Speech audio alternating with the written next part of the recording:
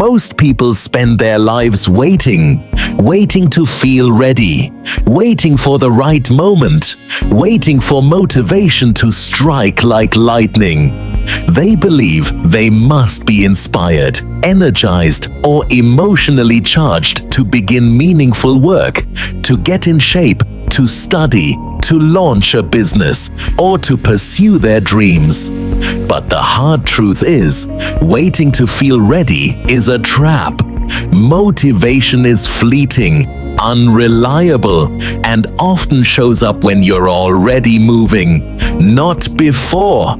It is discipline, not motivation, that creates progress, consistency, and long-term results.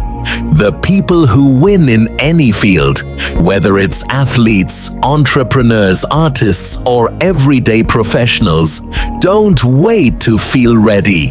They act, they build systems, they move even when they don't feel like it. Because discipline is not about being in the mood. It's about making a decision and sticking to it. The problem with motivation is that it's emotional.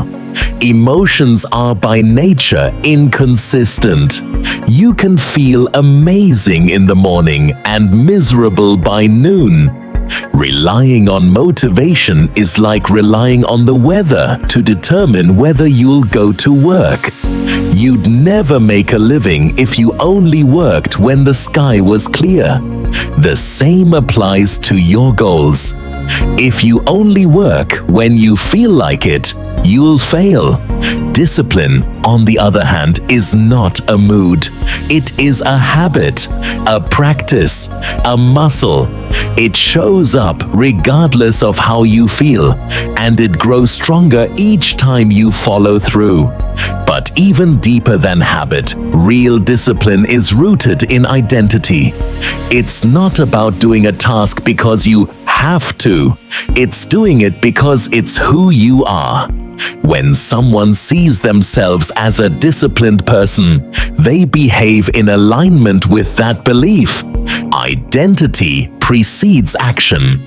If you identify as a runner, you run, whether or not it's raining. If you see yourself as a writer, you write, whether or not you're inspired. If you believe you're a committed student, you study, even if you're tired. This is why true change doesn't start with goals or routines. It starts with identity. Most people try to change by setting goals. I want to lose weight. I want to start a business. I want to be successful. But they fail to change the core belief that drives behavior. They still see themselves as someone who struggles, someone lazy, someone inconsistent. The outer behavior may shift temporarily, but eventually the old identity wins. That's why New Year's resolutions fail. That's why gym memberships go unused after February. That's why people quit halfway. But when you shift your identity, the behaviors follow. You don't need to be perfect. You just need to show up consistently. As the kind of person who does the work, every action you take is a vote for the kind of person you want to become. If you write one page, you're a writer. If you go to the gym, you're an athlete. If you show up to study, you're a learner. These actions slowly rewire your self-image, and discipline becomes natural. You no longer force yourself. You simply express who you are. That's the power of identity-based discipline. This mindset eliminates the need for constant external motivation. You're no longer chasing inspiration because your actions are not reactive. They are rooted in who you are. Even on hard days, you show up. Even when it's boring, you show up. Even when no one claps for you, you show up. Because your sense of self demands it. Consider the people you admire most. Elite performers, creatives, leaders.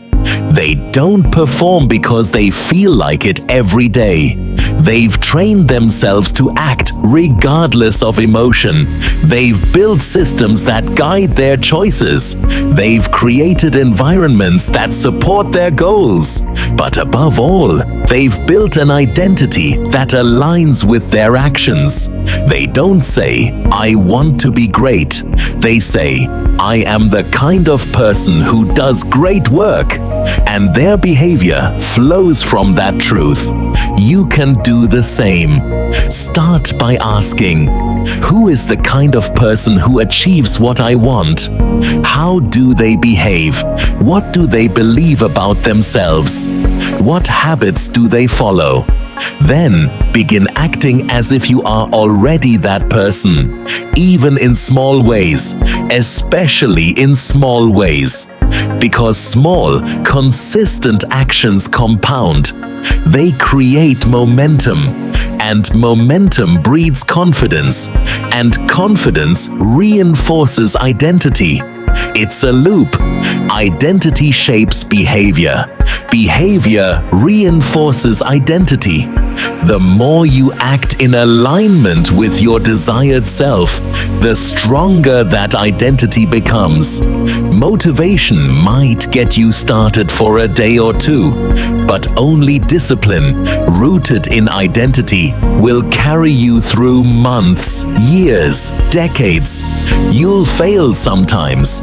You'll slip. That's okay. The key is to keep returning to the identity. I'm the kind of person who gets back up. This makes you unstoppable. You are no longer ruled by how you feel. You are not a slave to laziness, fear, or doubt. You act from purpose, not emotion. You lead yourself. You honor your commitments. You become reliable, not only to others, but to your